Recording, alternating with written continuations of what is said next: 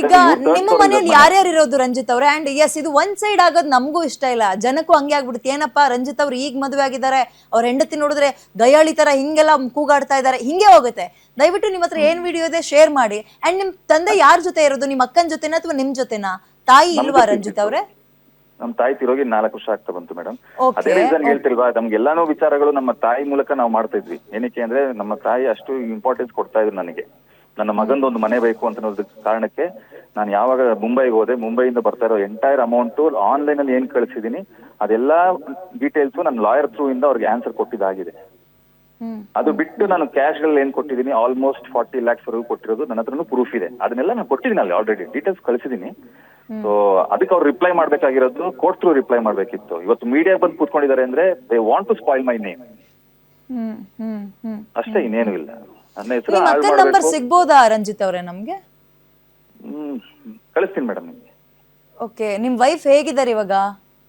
ಇಲ್ಲ, ಅವ್ರು ತುಂಬಾ ಡಿಸಪಾಯಿಂಟ್ ಆಗಿದ್ದಾರೆ ಅಂಡ್ ಮೆಂಟಲ್ ಪ್ರೆಷರ್ ಜಾಸ್ತಿ ಆಗಿದೆ. ಏನಕ್ಕೆ ಮೊನ್ನೆ ಹೊಡೆದಿದ್ದಾರೆ ಒಂದು ಕಪಾಳಕ್ಕೆ, ಅದ್ರ ಫೋಟೋಸು ಇದೆ. But I don't want to disclose my wife's photo. ಅದೊಂದಿದೆ, ಅವ್ರು ವಿಡಿಯೋ ಹಾಕ್ಬಿಟ್ಟಿದ್ದಾರೆ ಬಿಟ್ಟಾಕಿ. ಬಟ್ ಅವ್ರು ಹೊಡೆದಿರೋದು ನಮ್ಮ ಹತ್ರ ಪ್ರೂಫ್ ಇದೆ. ಅದ್ರ ಮೆಡಿಕಲ್ ರಿಪೋರ್ಟ್ ಬೇಕಾದ್ರೆ ಕಳಿಸ್ತೀನಿ ನಿಮಗೆ. Medical report. ಅಕ್ಕ ಮತ್ತು ಹೆಂಡತಿ ನಡುವೆ ನೀವು ಮಧ್ಯಕ್ಕೆ ಸಿಗಾಕೊಂಡಿದ್ದೀರಾ ಅಥವಾ ಹೆಂಡತಿ ಪರವಾಗಿ ನಿಂತ್ಕೊಳ್ತಾ ಇದ್ದೀರಾ? ಏನ್ ಅನ್ಸುತ್ತೆ ರಂಜಿತ್?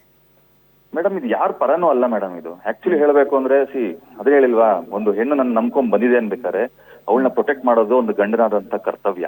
ಅದನ್ನ ನಾನ್ ಮಾಡ್ತಾ ಇದ್ದೀನಿ. ಏನಾದ್ರು ಅಡ್ಡ ಬರ್ತಾ ಇದೆಯಾ ಇಲ್ಲಿ? ನನ್ ತಮ್ಮ ಇಲ್ಲಿ ತನಕ ನನ್ ಜೊತೆ ಚೆನ್ನಾಗಿದ್ದ, ಈಗ ಹೆಂಡತಿ ಬಂದ ತಕ್ಷಣ ಆ ಕಡೆ ತಿರುಗ್ಕೊಂಡ್ ಬಿಟ್ಟ, ಈ ತರದ್ ಏನಾದ್ರು ಮಧ್ಯ ಬಂದಿರ್ಬೋದು ನಿಮ್ ಅಕ್ಕನ ಮಧ್ಯ ಅಂತ ಅನಿಸ್ತಾ ಇದ್ಯಾ? ಅದು ಇರ್ಬೋದು ಮೇಡಮ್, ಅದು ಇರ್ಬೋದು. ಅವಾಗ ನೀವು ಬ್ಯಾಲೆನ್ಸ್ ಮಾಡ್ಬೇಕಲ್ವಾ ರಂಜಿತ್ ಅವ್ರೆ? ಅದನ್ನೇ ಹೇಳ್ತಿರೋದಲ್ವಾ ಮೇಡಮ್. ಇವಾಗ ನೋಡಿ, ನಾನು ಹೆಂಗಾಗ್ಬಿಡುತ್ತೆ ಅಂದ್ರೆ ನನ್ ತಮ್ಮ ಪೂರ್ತಿ ಹೆಂಡತಿ ಪರವಾಗಿ ನಿಂತ್ಕೊಂಡ್ಬಿಟ್ಟ, ಹಂಗಾದ್ರೆ ನಾನ್ ಏನು ಅಲ್ವಾ ಅವನಿಗೆ ಇಲ್ಲಿ ತನಕ ಮಾಡಿದ್ದು ಅನ್ನೋದೊಂದು ಬಂದ್ಬಿಡುತ್ತೆ ಅಕ್ಕಂದ್ರಿಗೆ. ಅಕ್ಕ ತಂಗಿರಿಗೆ ಸಾಮಾನ್ಯ ಬರುತ್ತೆ, ತಮ್ಮ ಅಣ್ಣನ ಮೇಲೆಲ್ಲ ಅಲ್ವಾ? ಅಲ್ಲ ಮೇಡಮ್, ಇವಾಗ ನೀವೇ ಹೇಳಿ, ಇವರು ಮದ್ವೆ ಆಗಿ ಆಲ್ಮೋಸ್ಟ್ 13-14 ವರ್ಷ ಆಗ್ತಾ ಬಂದಿದೆ ಇವ್ರಿಗೆಲ್ಲ. ಸೊ ಇವರೆಲ್ಲ ಸೀನಿಯರ್ಸ್ಗಳು, ಅಕ್ಕಂದಿರು. ಇವಾಗ ಮನೆಗೆ ಒಂದು ಹೆಣ್ಣು ಬಂದಿದೆ ಅನ್ಬೇಕಾದ್ರೆ ಮದ್ವೆ ಆಗಿ 2 ತಿಂಗಳಾಗಿದೆ ಅಷ್ಟೇ. ಆ 2 ತಿಂಗಳಲ್ಲಿ ಇಷ್ಟು ದೊಡ್ಡ ಸೀನ್ ಮಾಡುವಂತದ್ದು ನೆಸಿಟೀಸ್ ಇಲ್ಲ. ಅವರು ಮದ್ವೆ ಆಗಿ ಬಂದಿರೋ ಬೇರೆ ಮನೆಗೆ ಮದ್ವೆ ಹೋಗಿರ್ತಾರಲ್ವಾ, ಸೊ ಅವ್ರು ಅದೇ ರೀತಿ ನಡ್ಕೋತಾರ ಇವರು. ಬಂದಾಗ ಇವರು ಒಂದು ಹೆಣ್ಣಾಗಿ ಆ ಹೆಣ್ಣಿನ ಜೊತೆ ನಿಂತ್ಕೊಬೇಕು. ಅದು ನಿಂತ್ಕೊಳ್ಳೋದ್ ಬಿಟ್ಟು ಬರೀ 2 ತಿಂಗಳಿಗೆ ಬಂದು ಲಾಯರ್ ನೋಟಿಸ್ ಕಳ್ಸೋದು, ಮನೆ ಒಳಗೆ ಬರೋದು, ಹೊಡಿಯೋದು, ಇದು ಅದೇ. ನೀವು ಮದ್ವೆ ಆದ್ಮೇಲೆ ನಿಮ್ಮ ಅಕ್ಕನ ಮನೆಗೆ ಸೇರಿಸ್ಲಿಲ್ವಾ ರಂಜಿತ್ ಅವ್ರೆ? ಮನೆಗೆ ಸೇರಿಸಿದ್ರಲ್ಲ ಮೇಡಮ್, ನಾವೆಲ್ಲ ಒಟ್ಟಿಗೆ ಇದ್ದಿದ್ದು. ನಾನ್ ಮದ್ವೆ ಆದ್ಮೇಲೆ ಅವ್ರ ಮೇಲ್ಗಡೆ ಮನೆಗೆ ಶಿಫ್ಟ್ ಆಗಿದ್ದೆ. ಅದು ತಗೊಂಡಿರೋದ ಅಥವಾ ರೆಂಟ್ಗಾ? ಇಲ್ಲ, ತಗೊಂಡಿರೋದು ಮೇಡಮ್. ಇಬ್ರು ಪರ್ಚೇಸ್ ಮಾಡಿದಿರಿ. ಸೊ ನಿಮ್ದು ನಿಮ್ಗಿದೆ, ಅವ್ರದ್ದು ಅವ್ರಿಗಿದೆ. ಏನ್ ಮೇಡಮ್? ನಿಮ್ಮ ಮನೆ ನಿಮ್ ಪಾಲಿಗಿದೆ, ಅವ್ರ ಮನೆ ಅವ್ರಿಗೊಂದು ಸ್ವಂತವಾಗಿದೆ. ಹಾಗಾದ್ರೆ ವಾಯ್ಸ್ ಕಟ್ ಆಗ್ತಿದೆ ನಿಮ್ದು, ಬ್ರೇಕ್ ಆಗ್ತಿದೆ. ಈಗ ಕೇಳಿಸ್ತಾ ಇದೆಯಾ ರಂಜಿತ್ ಅವ್ರೆ? ಆಡಿಬಲ್ ನಾವು? ಹೇಳಿ.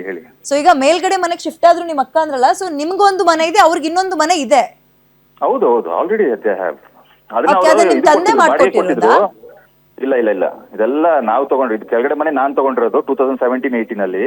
ಅದು ಅಕ್ಕನ ಹೆಸರು ಮಾಡಿದ್ದು ನಾನು. ಏನಕ್ಕೆ ನನಗೆ ಲೋನ್ ಆಗಲ್ಲ, ಆರ್ಟಿಸ್ಟ್ಗಳಿಗೆ ಲೋನ್ ಆಗಲ್ಲ ಅಂತ ನಾನು ಅವ್ರ ಹೆಸರು ಮಾಡಿದ್ದಾರೆ ಅಷ್ಟೇ ಮೇಡಮ್. ಅದು ಬಿಟ್ರೆ ಬೇರೆ ಏನೂ ಇಲ್ಲ. ಅದಾಗಿದ್ದು 1 ವರ್ಷಕ್ಕೇನೆ ಅವ್ರು ಮೇಲ್ಗಡೆ ಮನೆ ಪರ್ಚೇಸ್ ಮಾಡಿದ್ರು 2019 ಅಲ್ಲಿ. ಏನಕ್ಕೆ ಅಂದ್ರೆ ನನ್ಗೆ ಇವಾಗ ನೆಕ್ಸ್ಟ್ ಫ್ಯೂಚರ್ ಮದ್ವೆ ಆಗುತ್ತೆ, ಅದೆಲ್ಲ ಪ್ರಾಬ್ಲಮ್ಸ್ಗಳು ಶುರು ಆಗುತ್ತೆ ಅಂದ್ಬಿಟ್ಟು ಮೇಲ್ಗಡೆ ಮನೆ ತಗೊಂಡು ಅದನ್ನ ಅವ್ರು ಬಾಡಿಗೆಗೆ ಬಿಟ್ಟಿದ್ರು. ಅದು ಬಾಡಿಗೆಗೆ ಬಿಟ್ಟು ನಮ್ಮ ಮನೆಯಲ್ಲಿ 2 ಅಕ್ಕಂದಿರು, ಅವ್ರಿಬ್ರು ಮಕ್ಕಳು, ಅವರ ಹಸ್ಬೆಂಡ್ ಎಲ್ಲರೂ ಇಲ್ಲೇ ಇದ್ದಿದ್ದು ನಾವು. ಈಗ ಮದ್ವೆ ಆದ್ಮೇಲೆ May 11th ಮದ್ವೆ ಆಯ್ತು. May 28 ಇವ್ರು ಮೇಲ್ಗಡೆ ಮನೆ ಶಿಫ್ಟ್ ಆದ್ರು. ಅಲ್ಲಿವರೆಗೂ ನಮ್ ಜೊತೆಲೆ ಇದ್ದಿದ್ದು. ಅದಾದ್ಮೇಲೆ ವಿತಿನ್ 3 months ಅಲ್ಲಿ ನನಗೆ ನೋಟಿಸ್ ಕಳಿಸಿ ಪೊಲೀಸ್ ಸ್ಟೇಷನ್ ಕರ್ಕೊಂಡೋಗಿ ಬಂದು ಗಲಾಟೆ ಮಾಡಿ ಎಲ್ಲಾನು ಮಾಡಿದಾರೆ ಅವರು. ನಿಮ್ ವೈಫ್ ಮನೆಯವ್ರು ಕಾಲ್ ಮಾಡಿದ್ರಾ ಇಷ್ಟೆಲ್ಲ ಅವಾಂತರ ಆದ್ಮೇಲೆ?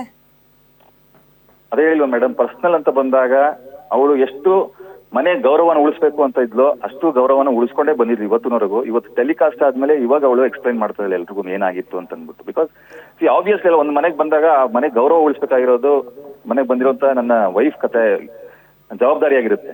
ಸೊ ಆ ಜವಾಬ್ದಾರಿನ ಮೇಂಟೈನ್ ಮಾಡಿದ್ಲು. ಪಾಪ ಇವತ್ತು ಅವ್ರ ತಂದೆ ಎಲ್ಲ ಫೋನ್ ಮಾಡಿ ಬೇಜಾರ್ ಮಾಡ್ಕೊತಾರೆ.